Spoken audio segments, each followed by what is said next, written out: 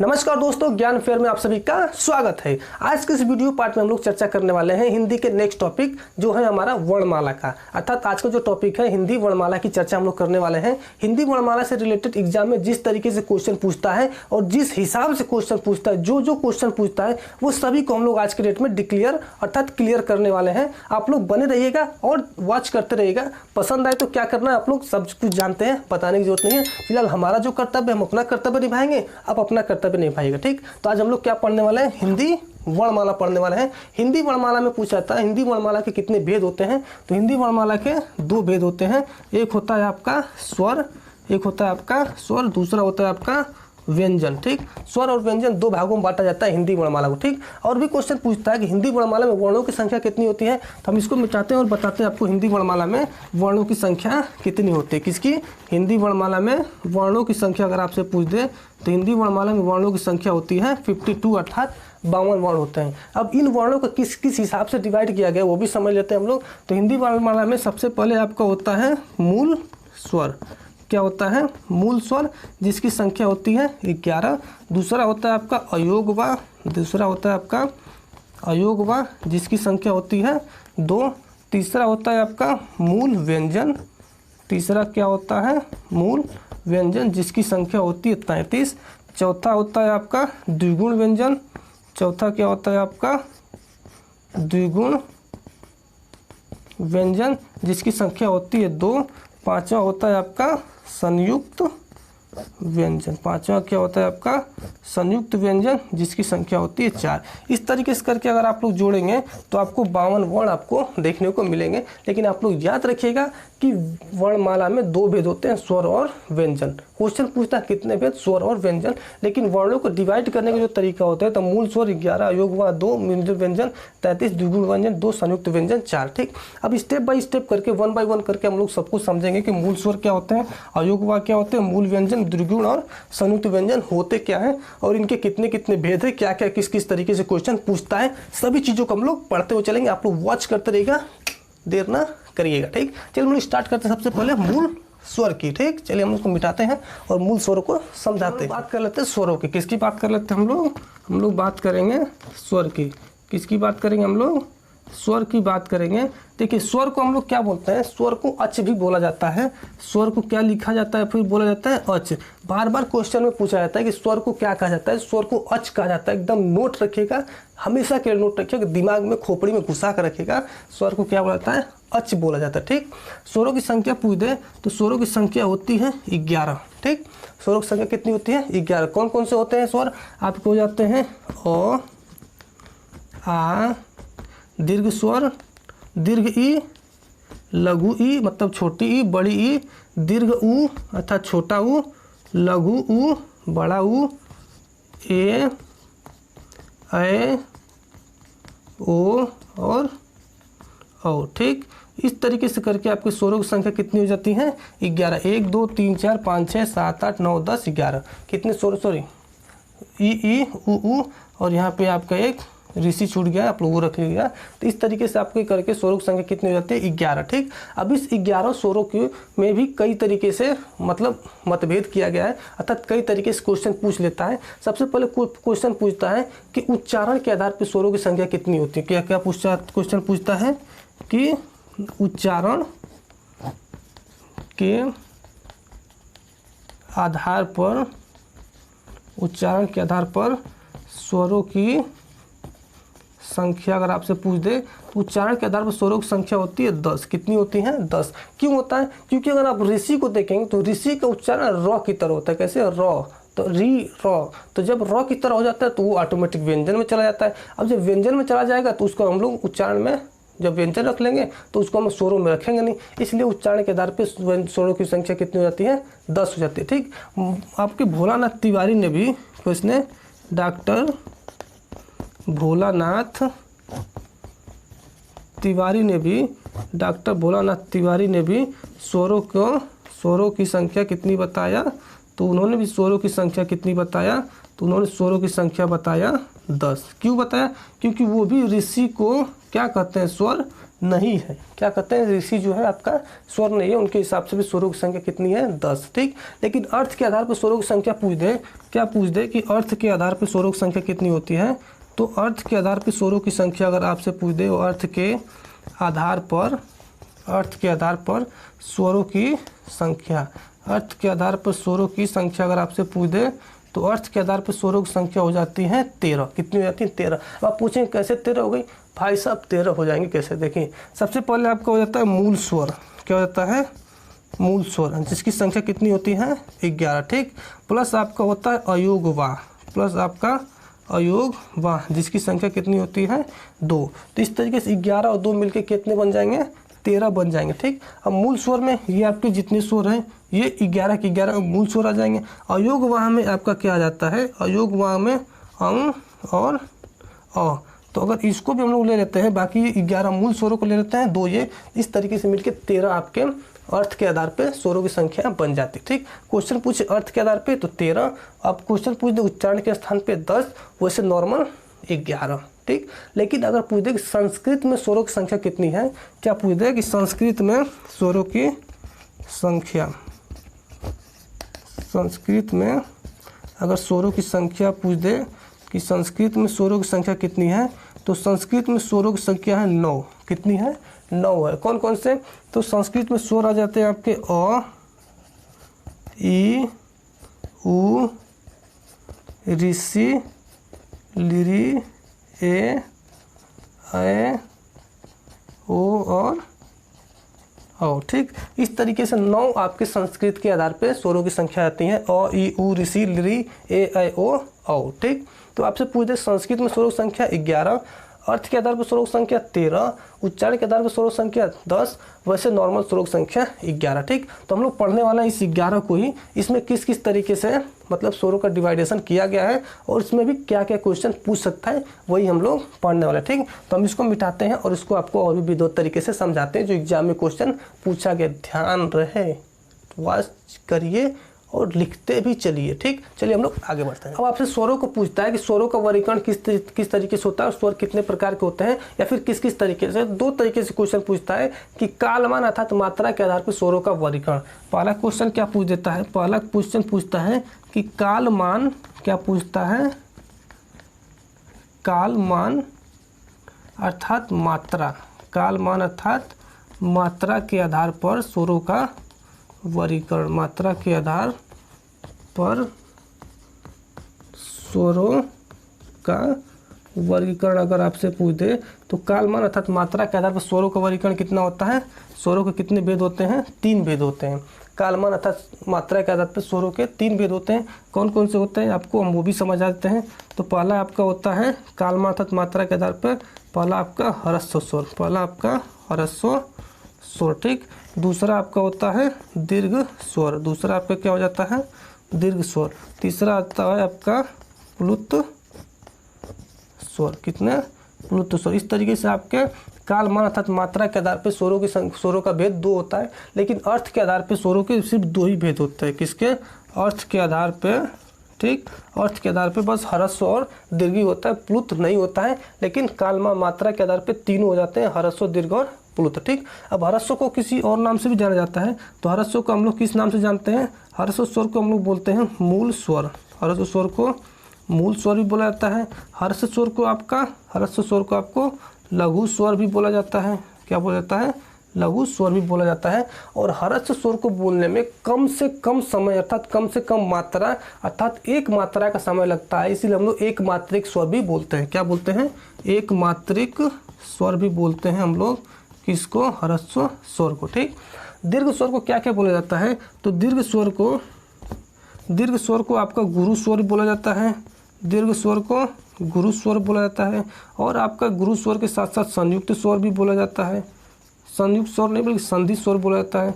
संयुक्त कौन सा, संधि स्वर बोला जाता है। और आपका क्या बोला जाता है, गुरु स्वर। और इसमें जो होता है 1 मात्रा नहीं बल्कि 2 मात्रा का समय लगता है, अर्थात आपके ह्रस्व स्वर से ज़्यादा समय लगता है आपको दीर्घ स्वर बोलने में, अर्थात 2 मात्रा का समय लगता है, इसीलिए हम लोग इसको द्विमात्रिक स्वर बोलते हैं। क्या बोलते हैं, द्विमात्रिक स्वर भी बोला जाता है। किसको? ह्रस्व स्वर को, दीर्घ स्वर को। ठीक, प्लुत स्वर में क्या होता है? प्लुत स्वर ऐसा स्वर होता है जिसका उच्चारण हिंदी में कहीं नहीं किया गया है, अर्थात इस संस्कृत से लिया गया है। जिस संख्या को बहुत ज़्यादा बोलने में समय लगता है, अर्थात खींच के बोला जाता है, वहाँ पे हमको लोग प्लुत स्वर का यूज करते हैं। इसको हम लोग मतलब संख्या के अंक 3 की तरह इसको डिनोट करते हैं। किसकी तरह? 3 की तरह डिनोट करते हैं। 3 मात्रा का समय लगता है, इसलिए हम लोग इसको त्रिमात्रिक स्वर बोलते हैं। क्या बोलते हैं? त्रिमात्रिक स्वर बोला जाता है। ठीक, जैसे कि हम लोग बात करें, इसको यहीं पे निपटा देते हैं हम लोग। जैसे कि हम लोग लिखते हैं ओम, क्या लिखते हैं हम लोग? ओम लिखते हैं। ओम में आप लोग देखेंगे 3 मात्रा जो होती है, अर्थात 3 मात्रा का समय लगता है। जो 3 बना हुआ है ये किसको प्रतीक कर रहा है? ये प्लुत स्वर है। इसी तरीके से हम लोग प्लुत स्वर को पहचान सकते हैं। बाकी प्लुत स्वर में कोई नहीं, कुछ नहीं है, हमको सिर्फ पढ़ना है ह्रस्व स्वर और दीर्घ स्वर। ठीक, तो हम लोग इसको मिटाते हैं और स्टेप बाय स्टेप ह्रस्व स्वर को क्लियर कर लेते हैं और दीर्घ स्वर को। आप लोग ध्यान रखिए, ह्रस्व स्वर को मूल स्वर, लघु स्वर, एक मात्रिक स्वर भी बोला जाता है। दीर्घ स्वर को गुरु स्वर, संधि स्वर और द्विमात्रिक स्वर भी बोला जाता है। ठीक, हम लोग सबसे पहले बात करेंगे ह्रस्व स्वर की। ठीक, इसको मिटाते हैं और ह्रस्व स्वर को आपको समझाते हैं। ठीक, अब हम लोग बात कर लेते हैं ह्रस्व स्वर की। किसकी बात करते हैं हम लोग? ह्रस्व स्वर की बात करते हैं कि ह्रस्व स्वर में किस किस तरीके से क्वेश्चन पूछता है और क्या क्या पूछता है, उसको हम लोग देख लेते हैं। किसकी हम लोग बात करेंगे? ह्रस्व स्वर की। ठीक, ह्रस्व स्वर की बात करते हैं। तो हमने बोला था कि ह्रस्व स्वर में, ह्रस्व स्वर क्या बोलते हैं? मूल स्वर बोलते हैं। ह्रस्व स्वर को लघु स्वर बोलते हैं, एक मात्रिक स्वर बोलते हैं, क्योंकि एक मात्रा का समय लगता है, अर्थात कम से कम समय लगता है, अल्प मात्रा का समय लगता है, इसलिए हम लोग ह्रस्व को क्या बोलते हैं? दीर्घ स्वर, लघु स्वर, एक मात्रिक स्वर बोलते हैं। ह्रस्व स्वर की संख्या कितनी होती है? तो ह्रस्व स्वर की संख्या होती है 4। कौन कौन सी होती है ह्रस्व स्वर में? तो ह्रस्व स्वर में आपका आता है अ, ई, उ और ऋषि। ठीक, तो इस तरीके से ह्रस्व स्वर में कितने वर्ण आ जाते हैं? तो ह्रस्व स्वर के अंतर्गत 4 आते हैं, अ, ई, उ और ऋषि। इनको बोलने में कम से कम समय और एक मात्रा का समय लगता है। ठीक, इतने ही ह्रस्व स्वर से क्वेश्चन पूछे जाते हैं। बाकी इसके नाम पीछे हमने नोट करा दिया, आप लोग नोट करके रखिएगा। ठीक, अब क्वेश्चन पूछता है कि दीर्घ स्वर। क्या पूछता है आपसे? दीर्घ स्वर। दीर्घ स्वर पूछ दे तो दीर्घ स्वर की संख्या कितनी होती है? तो दीर्घ स्वर की संख्या पूछ दे, दीर्घ स्वर की संख्या होती है आपकी 7। दीर्घ स्वर की संख्या कितनी होती है? 7। दीर्घ स्वर को हम लोग क्या बोलते हैं? संधि स्वर बोलते हैं। दीर्घ स्वर को गुरु स्वर बोलते हैं। दीर्घ स्वर में ह्रस्व स्वर से ज़्यादा समय लगता है, अर्थात एक मात्रा से ज़्यादा 2 मात्रा का समय लगता है, इसलिए द्विमात्रिक स्वर बोलते हैं। ठीक, दीर्घ स्वर में कौन कौन से आ जाते हैं आपके? तो दीर्घ स्वर में आपके आते हैं, आपके आ जाते हैं कौन कौन से? तो आ, बड़ी ई, बड़ा ऊ, अर्थात दीर्घ वाले ऊ, दीर्घ ऊ, ई, बड़ा ऊ, आ, ई, उ, ए, ओ और ओ। 1 2 3 4 5 6 7, ये 7 आपके आ जाते हैं दीर्घ स्वर में, अर्थात दीर्घ स्वर की संख्या कितनी? 7। ह्रस्व स्वर की संख्या कितनी? 4। कभी कोई संख्या पूछ देता है, आप लोग ध्यान रखिए। ठीक, अब क्वेश्चन पूछता है कि दीर्घ स्वर के कितने भेद हैं? तो दीर्घ स्वर के 2 भेद हैं। दीर्घ स्वर के 2 भेद हैं। एक होता है आपका लघु दीर्घ स्वर, लघु दीर्घ स्वर, और एक होता है आपका संयुक्त दीर्घ स्वर। क्या होता है? संयुक्त दीर्घ स्वर, संयुक्त दीर्घ स्वर। ठीक, 2 भेद होते हैं आपके किसके? दीर्घ स्वर के, लघु दीर्घ स्वर और संयुक्त दीर्घ स्वर। लघु दीर्घ स्वर को हम लोग क्या बोलते हैं? लघु दीर्घ स्वर को हम लोग सजाती स्वर बोलते हैं। क्या बोला जाता है? तो सजाती स्वर बोला जाता है, सजाती स्वर बोला जाता है लघु दीर्घ स्वर को। और आपके संयुक्त दीर्घ स्वर को क्या बोला जाता है? तो संयुक्त दीर्घ स्वर को विजाती या फिर मिश्रित स्वर बोला जाता है, विजाती या फिर मिश्रित स्वर बोला जाता है। ठीक, आप लोग ध्यान रखिएगा, इस हमेशा पूछ देता है कि संयुक्त दीर्घ स्वर को क्या बोला जाता है? तो संयुक्त दीर्घ स्वर को विजातीय फिर मिश्रित स्वर बोला जाता है। लघु दीर्घ स्वर को सजातीय स्वर बोला जाता है। ठीक, देखिए हिंदी बहुत ज़्यादा कॉम्प्लिकेटेड होती नहीं है, लेकिन हिंदी में एक ही शब्द को अलग अलग नामों से जब पुकारा जाता है और जब उन सभी नामों को याद करना पड़ता है, तभी हिंदी को मतलब बहुत ही कॉम्प्लिकेटेड लगने लगती है, बहुत ज़्यादा बड़ा है, कैसे याद होगा, कैसे क्या। बाकी कुछ नहीं, आप लोग 1 बार 2 बार ऐसे पढ़ेंगे तो आपको नॉर्मली याद हो जाएगा कि सजाती स्वर बोलते हैं लघु दीर्घ स्वर को, विजातीय स्वर बोलते हैं आपको संयुक्त दीर्घ स्वर को। ठीक, अब इसमें कौन कौन से स्वर आ जाते हैं? तो लघु दीर्घ स्वर में कौन से आते हैं और आपके संयुक्त दीर्घ स्वर में कौन आता है उसको हम लोग समझ लेते हैं। सबसे पहले हम लोग बात करते हैं लघु की। किसकी हम लोग बात करेंगे? लघु दीर्घ स्वर की हम लोग बात कर लेते हैं। तो लघु दीर्घ स्वर हमने क्या होता है? एक समान स्वर, अर्थात सजाती मतलब क्या होता है? एक समान स्वर। सजाती मतलब एक समान स्वर। सजाती मतलब एक समान स्वरों के मेल से बने, इसलिए हम लोग क्या बोलते हैं? इसको सजाती स्वर बोलते हैं। विजाती मतलब असमान स्वरों के, असमान स्वरों के मेल से बने, तो इसलिए हम लोग क्या बोलते हैं? इसको विजाती बोलते हैं। हमने पहले ही बोला था कि हर्ष अर्थात दीर्घ स्वर को हम लोग संधि स्वर भी बोलते हैं, इसीलिए हम लोग संधि स्वर बोलते हैं क्योंकि ये मतलब दो वर्णों के मेल से बनता है। ठीक, अर्थात उसमें भी कुछ होते हैं, जैसे कि आपका हो गया आ। क्या हो गया? आ कैसे बनता है? तो अ प्लस अ से बनता है आपका आ। तो ये दोनों क्या हो गए? दोनों के दोनों एक ही समान के स्वर होंगे, इसलिए हम लोग क्या बोलते हैं? इसको सजाती स्वर बोलते हैं। ठीक, अगला हो जाए आपका आ के बाद आपका हो जाएगा ई। आ के बाद आपका ई, तो ये भी ई और ई से मिलके बना होता है। दोनों के दोनों कैसे होते हैं? एक समान स्वर है। ठीक, और आप अगला हो जाता है ऊ। तो ये भी आपको कैसे बनता है? ऊ और ऊ के मेल से बनता है। तो ये भी मतलब ये तीनों अगर आप देखेंगे तो तीनों कैसे बने हुए हैं? एक समान स्वरों के मेल से बने हुए हैं, इसलिए हम लोग इसको क्या बोलते हैं? सजाती स्वर या फिर लघु दीर्घ स्वर बोलाता है। तो लघु दीर्घ स्वर की संख्या पूछ दे तो संख्या कितनी हो जाएंगी? 3 संख्या हो जाएगी। ठीक, और आगे आपसे पूछ दे कि संयुक्त दीर्घ स्वर, संयुक्त दीर्घ स्वर की अगर हम लोग बात करें किसकी? तो संयुक्त दीर्घ स्वर की अगर बात करें तो संयुक्त दीर्घ स्वर को हमने क्या बताया? विजाती स्वर, मिश्रित स्वर बोलते हैं। जैसे कि आपका हो जाएगा ए, ऐ, ओ, औ। ठीक, तो इसके अंतर्गत कितने आ जाते हैं? 4 आ जाते हैं। ठीक, ए, ऐ, ओ, औ। अब ए कैसे बनता है? ए जानते हैं आप लोग, अ प्लस ई से बनता है आपका ए। ऐ कैसे बनता है आपका? ऐ कैसे बनता है? तो अ प्लस ए से बनता है आपका ऐ। ओ कैसे बनता है? तो अ प्लस ऊ से बनता है आपका ओ। औ कैसे बनता है? तो अ प्लस ओ से बनता है आपका ओ।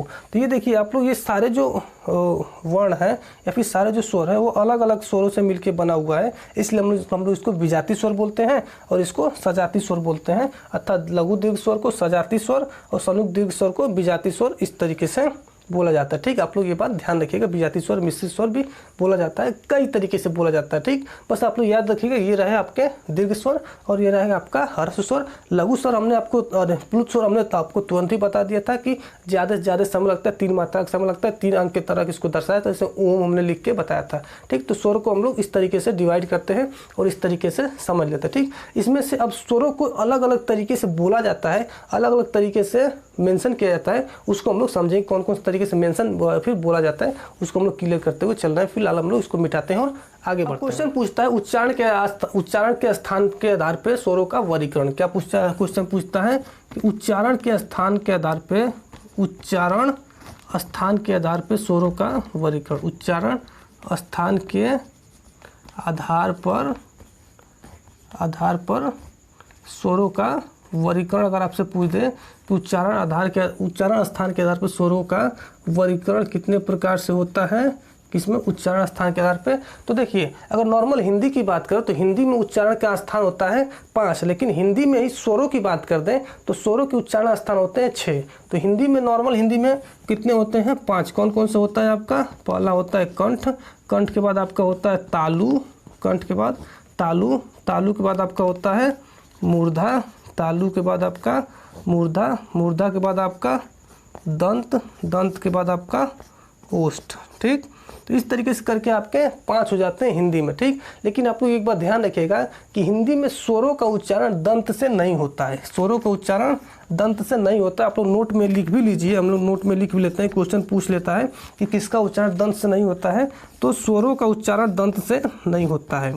क्या? स्वरों का उच्चारण दंत से नहीं होता है। ठीक, आप लोग ध्यान रखिए। ठीक, तो स्वरों का उच्चारण बाकी किससे होता है? हमने बोला स्वरों का उच्चारण 6 स्थानों से होता है, बल्कि हिंदी में 5। तो कौन कौन से स्वरों के लिए होता है? तो स्वरों के लिए भी आपका पहला कंठ होता है, कंठ के बाद आपका तालु होता है, तालु के बाद आपका मूर्धा होता है, तालु के बाद मूर्धा, मूर्धा के बाद आपका कौन सा हो जाता है? ओष्ठ हो जाता है, मूर्धा के बाद ओष्ठ, ओष्ठ के बाद आपका कंठ तालव्य, कंठ ओष्ठ, ठीक, कंठ कंठ और तालु मिला के कंठ तालव्य, कंठ तालव्य, ठीक, और कंठ और ओष्ठ मिला के कंठोष्ठ, क्या हो जाएगा, कंठोष्ठ, ठीक।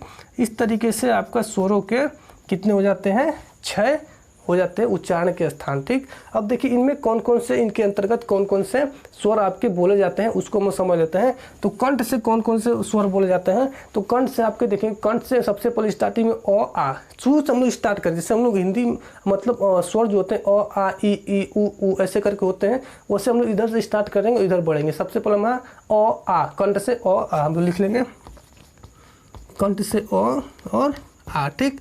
तालु से हम लोग अ आ के बाद क्या आता है, ई, तो तालु पर हम लोग कंठ के बाद तालु में पहुँचे, तो अ आ के बाद ई यहाँ पहुँच जाएंगे। तो अ आ के बाद आपका ई कहाँ हो जाएगा, तालु। मूर्धा से आपका री हो जाएगा, मूर्धा से क्या हो जाएगा, आपका री हो जाएगा, ठीक। ओठ से आपका क्या हो जाएगा, ओठ आप देखेंगे ऊ, ई के बाद क्या आता है, ऊ आ जाता है, तो आपका क्या हो जाएगा, ऊ, ठीक, हो जाता है आपका ओठ से।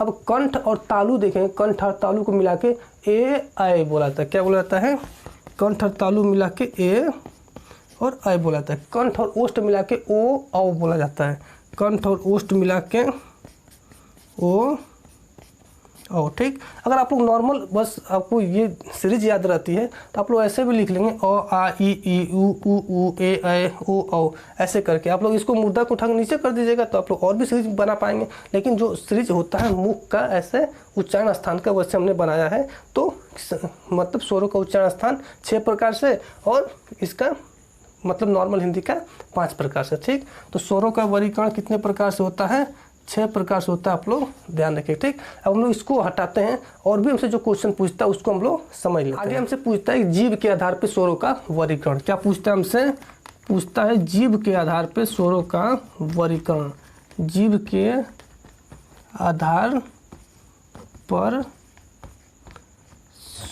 स्वरों का वर्गीकरण, ठीक। तो जीभ देखिए, जीभ अगर आप देखेंगे तो जीभ आपकी नॉर्मल कुछ इस तरीके से होती है। तो जीभ में 3 भाग होता है, एक अग्र भाग, मध्य भाग और पश्च भाग। तो इसी तरीके से जीभ के आधार पर वर्गों का मतलब स्वरों का वर्गीकरण 3 भागों में किया जाता है। कौन कौन सा, एक होता है आपका अग्र भाग, एक होता है आपका अग्र भाग, दूसरा होता है आपका मध्य भाग, दूसरा क्या होता है आपका मध्य भाग, तीसरा होता है आपका पश्च भाग, ठीक। तो 3 प्रकार से हम लोग डिवाइड करते हैं किसको, जीभ के आधार पे स्वरों को, ठीक। अब अगले भाग से क्या बोला जाता है, अगले भाग से ई ए, आप बोल के देखिए ई ए बोलेंगे तो आपका अगले भाग से बोलने को मिलेगा ई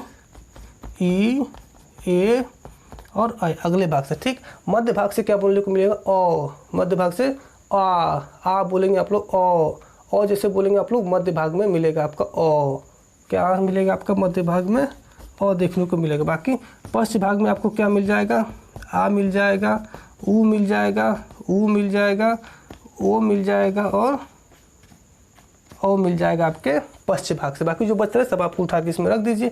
जीभ के पश्च भाग से आप बोलेंगे आ, एकदम पीछे भाग से हिलेगा, आ ओ ऊ, ओठ भी हिलेगा, जीभ का पिछला हिस्सा आपका हिलता हुआ मिलेगा, इसीलिए पश्च भाग से ओठ के आधार पे हम लोग रखते हैं इन सबको, ठीक। तो ये हो गया हमारा जीभ के आधार पे अग्र मध्य और पश्च, ई ए अग्र भाग में, मध्य भाग में ओ और पश्च भाग में ऊ और ओ, ठीक। अब आगे हम लोग बढ़ते हैं। अब हमसे पूछता है कि ओठाकृति मतलब मुखाकृति के आधार पे स्वरों का वर्गीकरण, किसको, मुखाकृति के आधार पर, ठीक। हम इसको मिटाते हैं, मुखाकृति को समझाते हैं, ठीक। बने रहेगा आप लोग, बहुत ही जल्दी सब कुछ क्लियर करके आपको समझाने वाला है, ठीक। हम लोग बात करेंगे मुखाकृति के आधार पर स्वरों का वर्गीकरण, किसके आधार पर, मुखाकृति के आधार पर स्वरों का वर्गीकरण। तो मुख आकृति के आधार पर स्वरों का वर्गीकरण 4 भागों में किया जाता है। एक होता है आपका संवृत, एक क्या होता है आपका संवृत, उसके बाद अगला होता है आपका अर्ध संवृत, क्या होता है अर्ध संवृत, ठीक। उसके बाद आपका होता है विवृत, विवृत के बाद अर्ध विवृत, विवृत के बाद अर्ध विवृत। ठीक, तो इस प्रकार से आपके 4 भागों में किया जाता है मुख्य आकृति के आधार पे स्वरों का वर्गीकरण। ठीक, अब इसमें से कौन कौन से आता है, क्या क्या खासियत है। समृद्ध में क्या होता है, मुख बहुत ही कम खुलता है, उसके बाद आपके स्वर बोल दिए जाते हैं। अर्ध समृद्ध में समृद्ध से थोड़ा सा ज़्यादा मुख खुलता है, किससे, समृद्ध से थोड़ा सा ज़्यादा मुख खुलता है और स्वर आपके बोलते जाते हैं। विवृत में सबसे ज़्यादा मुख खुलता है। ठीक, और अर्ध विवृत में मुख थोड़ा सा, मतलब अर्ध विवृत में क्या होता है, विवृत से कम लेकिन अर्ध समृद्ध से ज़्यादा खुलता है, किससे, विवृत से कम लेकिन अर्ध समृद्ध से ज़्यादा खुलता है आपके अर्ध विवृत में। ठीक, तो ये बात आप लोग ध्यान रखिएगा। ठीक, हम लोग बात कर लेते हैं कौन कौन से स्वर आते हैं इसके अंतर्गत। तो समृद्ध के अंतर्गत आप लोग देखें तो समृद्ध के अंतर्गत, समृद्ध मान सभी, तो सभी आएंगे, ई भी आएगा, ऊ भी आएगा, मतलब कि ई, ऊ और ऊ, ई भी आएगा, ऊ भी आएगा, समृद्ध में ई भी आएगा, ऊ भी आएगा। ठीक, तो हमने मान लीजिए हमने बोले कि ई भी आएगा, ऊ भी आएगा, तो मान लीजिए वो लोग आ गए। अब अर्ध वहाँ पे खड़ा बोला, अय ओए कहाँ, मतलब वैसे वो नहीं पहचानता, क्या बोलेगा, अय ओए कहाँ आया, तो क्या बोलेगा, अय ओए कहाँ इधर आ गया, हमने बोला ओए, हमने बोला था, मतलब हमने क्या बोला, आए, हम बुलाए थे इसको, रुको रुको, तो कैसे हो जाएगा, आए। उसके बाद जो बचा आपका और ए और किस में आ जाएगा, अर्ध विवृत में आ जाएगा। ठीक, तो समृद्ध में ई ऊ, अर्ध समृद्ध में ए ओ, विवृत में आ, अर्ध विवृत में अ ए औ, ऐसे करके आपके आ जाते हैं किसके आधार पे, मुख्य आकृति के आधार पे। कैसे आप लोग याद करेंगे, तो हमने बोला समृद्ध में सभी आएंगे, ई भी आएगा, ऊ भी आएगा, मतलब ई भी आएगा, ऊ भी आएगा। विवृत में ए ओ कहाँ आ गया, ए ओ कहाँ आ गया, हमने बोला था आ, मतलब विवृत में। ठीक, और अर्ध विवृत में ए ओ, मतलब विवृत में सबसे ज़्यादा मुख खुलता है, आ अगर आप बोलेंगे देखेंगे विवृत में सबसे ज़्यादा मुख खुलता है, बाकी जो बचा आप अर्ध समृद्ध में, अर्ध विवृत में डाल देंगे। ठीक, तो ये रहा मुख्य आकृति के आधार पर स्वरों का वर्गीकरण। अब आगे हम लोग पढ़ते हैं, तो मुख्य आकृति के आधार पे हो गया, तो हम लोग ओठ के आधार पर स्वरों का वर्गीकरण देखें, किसके आधार पे, हम लोग यही देख लेते हैं, ओष्ठ के आधार पर स्वरों का वर्गीकरण। ओष्ठ के आधार पर स्वरों का अगर वर्गीकरण हम लोग करें, तो ओठ के आधार पर स्वरों का वर्गीकरण 2 प्रकार से होता है। एक होता है आपका गोलाकार, एक होता है मतलब एक वृत्तमुखी होता है, एक अवृत्तमुखी होता है। क्या होता है, एक आपका पहला होता है आपका वृत्तमुखी और दूसरा होता है आपका अवृत्तमुखी। ठीक, अवृत्तमुखी या फिर आप बोल सकते हैं अर्धवृत्तमुखी, अवृत्तमुखी या फिर आप बोल सकते हैं अर्धवृत्तमुखी। ठीक, किसके आधार पे, आपके ओठ के आधार पे। अर्थात ओठ जब आपका गोलाकार बन जाए तो उसको हम लोग क्या बोलते हैं, वृत्तमुखी। अर्थात वैसे ऐसे स्वर जिसको बोलते समय ओठ गोलाकार बन जाए, अर्थात ओठ कैसा हो जाता है, इसमें ओठ आपका गोलाकार हो जाता है। कैसा हो जाता है, ओठ गोलाकार हो जाता है।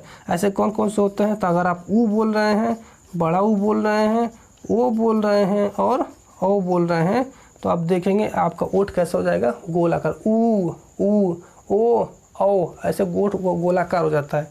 लेकिन अर्धवृत्तमुखी या फिर मतलब अवृत्तमुखी में ओठ गोलाकार नहीं होता है। तो फिर बाकी जो भी बच जाते हैं वो इसमें आ जाएंगे, जैसे कि आपका अ आ ई ए ऐ। ठीक, बाकी सब इसमें आ जाएंगे, किसमें, आपके अवृत्तमुखी में। ठीक, तो इस तरीके से हम लोग मुख्य आकृति के आधार पे, ओठ आकृति के आधार पे, उसके बाद जीभ आकृति के आधार पे, उच्चारण के आधार पे हम लोग स्वरों का वर्गीकरण कर दिए हैं। ठीक, तो आज मतलब स्वरों का वर्गीकरण कुछ इसी तरीके से होता है। क्वेश्चन इसमें एक और भी पूछ लेता हूँ, आप लोग इम्पोर्टेंट में और नोट में रखिएगा, बक्सा में बंद रखिएगा।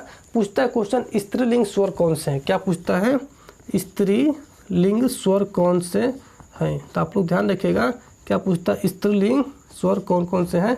तो स्त्रीलिंग स्वर है आपके ई और ऋषि। ठीक, तो ये आपको हो जाते हैं स्त्रीलिंग स्वर, ई और ऋषि आपको हो जाता है स्त्रीलिंग स्वर। एकदम नोट में आप लोग रखिएगा, मोस्ट इंपॉर्टेंट में बार बार क्वेश्चन पूछ चुका है स्त्रीलिंग स्वर ई और ऋषि। तो ये हमारा रहा वर्गों का मतलब स्वरों का वर्गीकरण अलग अलग प्रकार से। ठीक, अब हम लोग पढ़ लेते थोड़ा आगत स्वर कौन मतलब क्या होता है और आपका जो अयोग वाह क्या होता है। ठीक, इसको हम लोग मिटाते हैं, उसको भी समझ लेते हैं, बाकी अब यहीं पे एंड करेंगे, थोड़ा सा और भी टॉपिक बचा हुआ है। अब हम लोग बात करते हैं अयोग वाह की। किसकी बात करते हैं हम लोग? हम लोग बात करेंगे अयोग वाह की। ठीक, तो अयोग वाह कौन कौन से होते हैं? तो अयोग वाह में दो आप किए जाते हैं। एक होता अयोग वाह होता क्या है? अयोग वाह वह होता है जिसका अयोग वाह मतलब कोई वहन करने वाला न हो, अर्थात जो न तो व्यंजनों में रखा जाता हो और न ही स्वरों में रखा जाता हो, अर्थात स्वतंत्र हो। वैसे ही स्वरों की जरूरत पड़े तो स्वर यूज कर ले, व्यंजन की जरूरत पड़े तो व्यंजन यूज कर ले। ठीक, तो अयोग वाह में दो होते हैं आपका, एक होता है आपका अनुस्वार, एक होता है आपका अनुस्वार और एक होता है आपका विसर्ग। ठीक, अनुस्वार और विसर्ग दो आते हैं आपके। अनुस्वार में आपका आता है अंग और विसर्ग में आपका आता है अ। ठीक, तो इस प्रकार से आपके दो होते हैं अयोग वाह, अनुस्वार और अ। इसके उच्चारण स्थान की बात कर देता है, तो अनुस्वार का उच्चारण स्थान कहाँ है? अनुस्वार का उच्चारण स्थान पूछ दे तो अनुस्वार का उच्चारण स्थान है नासिक। कहाँ है? नासिक, अर्थात नाक से होता है उच्चारण स्थान अनुस्वार का। और अ का उच्चारण स्थान क्या कहाँ होता है? अ का उच्चारण स्थान अगर पूछ दे आपसे, उच्चारण स्थान अगर पूछ दे तो ये होता है आपका कंठ से। ठीक, इस तरीके से क्वेश्चन पूछ लेता है। ठीक, अब हम लोग आगत स्वरों की बात कर लेते हैं। किसकी? आगत स्वर की बात कर लेते हैं। तो आगत स्वर वो स्वर होते हैं जो हम लोग अंग्रेजी के शब्दों को हिंदी में लिखने के लिए प्रयोग करते हैं, उसको हम लोग बोलते हैं आगत स्वर। अर्थात अंग्रेजी के शब्दों को, अंग्रेजी के शब्दों को हिंदी में लिखने के लिए, अंग्रेजी के शब्दों को हिंदी में लिखने के लिए जिन शब्दों को उपयोग करते हैं उसी को हम लोग बोलते हैं आगत स्वर। आगत स्वर के अंतर्गत आपका आता है आ, ऐसे करके आ आता है। जैसे हम लोग लिखते हैं क्या? ऑफिस, हम लोग क्या लिखते हैं? ऑफिस। हम लोग ऐसे तो लिखते नहीं, हम लोग इस पर चंदा वाला आ लगाते हैं, इसको हम लोग ऑफिस बोलते हैं। या फिर कॉफ़ी हम लोग लिखते हैं तो हम लोग क्या लगाते हैं? चंद्र बिंदु वाला आ लगाते हैं। तो ये जो आपका चंद्र वाला आ देखने को मिलता है, इसी को हम लोग आगत स्वर बोलते हैं। ठीक, तो ये रहा हमारा टोटल आपका स्वरों से बनने वाले क्वेश्चन। स्वरों से जिस प्रकार से जैसे क्वेश्चन बन सकते थे वो सभी क्वेश्चन को हम आपके सामने रखते गए और आपको समझाते गए। ठीक,